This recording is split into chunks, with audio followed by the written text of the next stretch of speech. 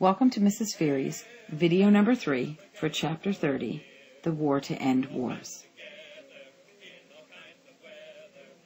After the Bolsheviks seized control of Russia, they withdrew Russia from the war, which freed up thousands of German troops to fight on the Western Front, and put the Allies in a very difficult situation. German predictions of American tardiness in entry into the war proved to be rather accurate, as America took 1 year before it sent any men to Europe.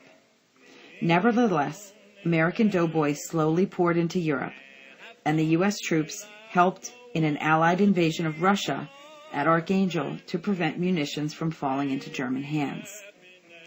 10,000 troops were sent to Siberia as part of an Allied expedition, and the purpose was to prevent munitions from falling into the hands of Japan, rescue some 45,000 trapped Czechoslovak troops, and prevent Bolshevik forces from snatching military supplies.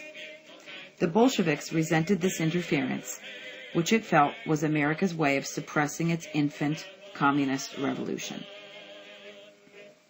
In the spring of 1918, one commander, the French Marshal Foch, for the first time led the Allies, and just before the Germans were about to invade Paris and knock out France, American reinforcements arrived and were able to push the Germans back.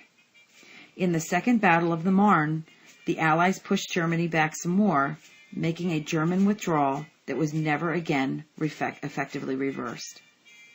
The Americans, demanding their own army instead of just supporting the British and the French, finally got their general, John C. Pershing, to lead the front. The Meuse-Argonne offensive cut American railroad lines and took 120,000 casualties, and they began to find success. Sergeant Alvin York became a hero when he single-handedly killed 20 Germans and captured 132 more. Ironically, he had been in a part of the anti-war movement beforehand.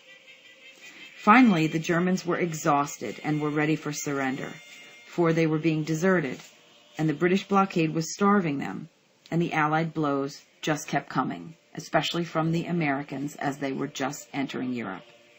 It was a good thing, too, because American victories were using up their resources way too fast. Also, pamphlets containing seductive Wilsonian promises rained down on Germany, in part persuading them to give up and damaging their morale. So the armistice, which actually just so happens to be today as I'm making this video, was signed on November 11th and will become Veterans Day. So at the 11th hour of the 11th day of the 11th month of 1918, the Germans laid down their arms in armistice after overthrowing their Kaiser in hopes that they could get a peace based on Wilson's 14 points. This Armistice Day actually later becomes our Veterans Day, which we are celebrating today. It was the prospect of endless American troops rather than American military performance that demoralized the Germans. At the end of the war, Wilson was at the height of his popularity, but when he appealed for voters to give a Democratic victory in Congress in 1918, American voters instead gave Republicans a narrow majority. So Wilson went to Paris as the only leader of the Allies that was not commanding a majority at home. When Wilson decided to go to Europe personally and oversee peace proceedings, the Republicans were outraged, thinking that this was all just for a flamboyant show. When he didn't include a single Republican in his delegation, not even Senator Henry Cabot Lodge, who was a very intelligent man, who was a scholar in politics until Wilson came along, and was therefore jealous and spiteful of Wilson, the Republicans got even more angry. At the Paris Conference in 1919, the Big Four, including Italy, France, Britain, and the United States, basically dictated the terms of the treaty. They all had conflicting ambitions, though, in negotiating during this conference.